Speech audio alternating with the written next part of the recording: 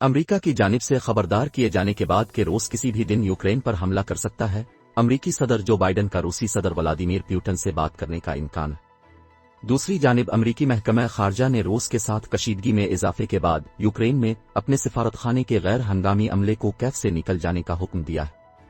امریکی سفارت خانے کا اپنے ٹویٹر پیغام میں کہنا تھا کہ سفارتی عملے میں کمی کے باوجود سفارت خانے کی بنیادی ٹیم، ہمارے یوکرینی ساتھی اور محکمہ خارجہ اور دنیا بھر میں امریکی اہلکار یوکرین کی سلامتی، جمہوریت اور خوشحالی کی حمایت میں مسلسل سفارتی اور امدادی کوششیں جاری رکھیں گے۔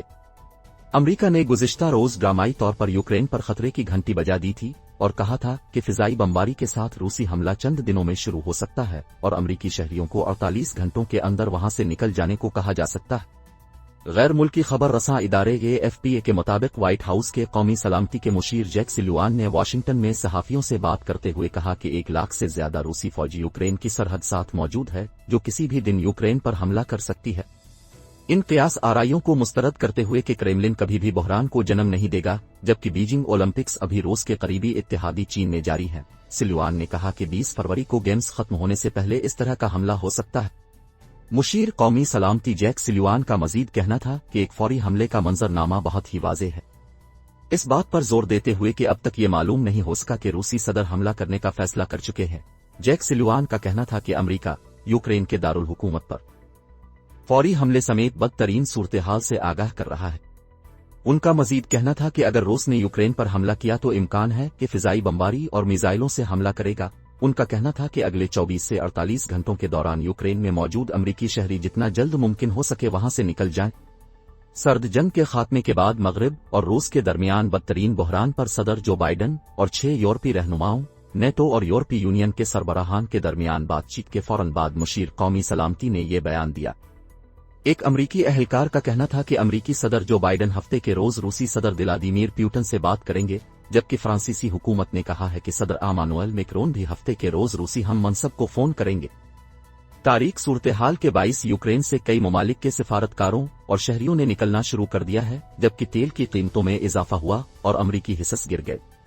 جیک سلیوان نے ایک بار پھر خبردار کیا کہ حملہ کرنے کی صورت میں روس کو سخت مغربی پابندیوں کا خطرہ ہے اور نیٹو، جسے روسی صدر مشرقی یورپ سے پیچھے دھکیلنا چاہتے، اب حالیہ تاریخ میں پہلے سے زیادہ منظم، زیادہ بامقصد اور زیادہ متحرک ہے۔ پینٹاگون نے اعلان کیا ہے کہ وہ اتحادی پولینڈ کو مضبوط کرنے کے لیے مزید 3000 فوجی بھیج رہا ہے۔ امریکی محکمہ خارجہ نے کہا کہ سیکریٹری خارجہ انٹونی بلنکن نے اپنے یوکرینی ہم منصب دیمترو کولیبا کو فون کیا اور بتایا کہ یوکرین کو اس کی خود مختاری اور علاقائی سالمیت کے لیے امریکہ کی مستقل اور ثابت قدم حمایت حاصل ہے۔ امریکی اور یورپی رہنماؤں کے درمیان گروپ فون کال کے بعد جرمن چانسلر اولاف شولز کے ترجمان کا کہنا تھا کہ مقصد یورپ میں جنگ کو روکنا ہے، لیکن اگر روس پیچھے ہٹنے میں ناکام ہوتا ہے تو اتحادیوں نے مشترکہ طور پر روس کے خلاف تیز اور سخت پابندیاں عائد کرنے کا تہیہ کر رکھا ہے۔ یورپی یونین کی سربراہ ارسولا وان در لین کا کہنا تھا کہ یہ پابندیاں مالیاتی اور توانائی کے شعبوں کو نشانہ بنائیں گی۔ وائٹ ہاؤس سے جاری ایک بیان کے مطابق جیک سلیوان نے گزشتہ روز ارسولا وان در لین کے چیف آف اسٹاف سے ویڈیو کال کے ذریعے بات کی اور ممکنہ ٹرانس اٹلانٹک رد عمل کی تفصیلات، بشمول مالیاتی پابندیاں اور برآمدی کنٹرول دونوں کو مربوط کرنے پر بات کی۔ روس کی بحری افواج اور فوجی دستے، بشمول پورے ملک سے لائے گئے یونٹس، اب یوکرین کو جنوب، مشرق اور شمال سے گھیرے ہوئے ہیں۔ روس، جو یوکرین پر حملے کے کسی بھی منصوبے سے انکار کرتا ہے، 2014 میں قبضے میں لیے گئے کرائمیا کے علاقے پر پہلے سے ہی کنٹرول رکھتا ہے اور مشرق میں یوکرین کے ڈونباس علاقے کو کنٹرول کرنے والی علیحدگی پسند فورسز کی حمایت کرتا ہے۔ کریملن کا کہنا ہے کہ اس کا مقصد نیٹو کو یوکرین کو رکنیت کبھی نہ دینے پر راضی کرنا اور پہلے سے اتحاد میں شامل مشرقی یورپی ممالک سے دستبردار کرانا ہے، جس کا مقصد مؤثر طریقے سے یورپ کو سرد جنگ کے طرز کے اثر و رسوخ کے دائرہ اثر میں شامل کرنا ہے۔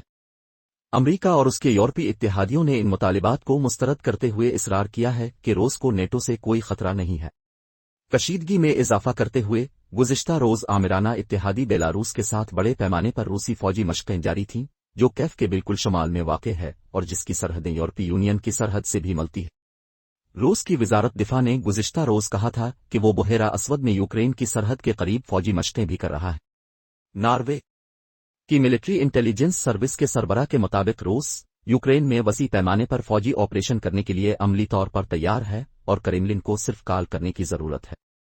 पेंटागन ने गुज़िश्ता रोज़ अपने एक बयान में बताया कि आला अमरीकी जनरल और उनके रूसी हम मनसब ने जुमा को फ़ोन पर बात की, मगर बातचीत की कोई तफसीलात फराहम नहीं की।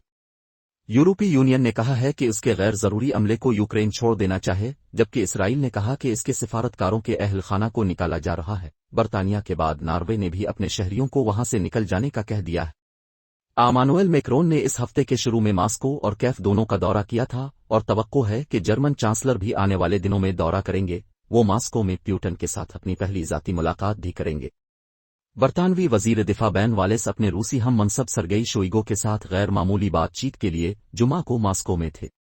उनके साथ बरतानिया के chief of defence staff Tony राडाकुन भी थे और ये दोनों रूस के आला फौजी जनरल वेलरी गिरासिमोव से भी मुलाकात करेंगे।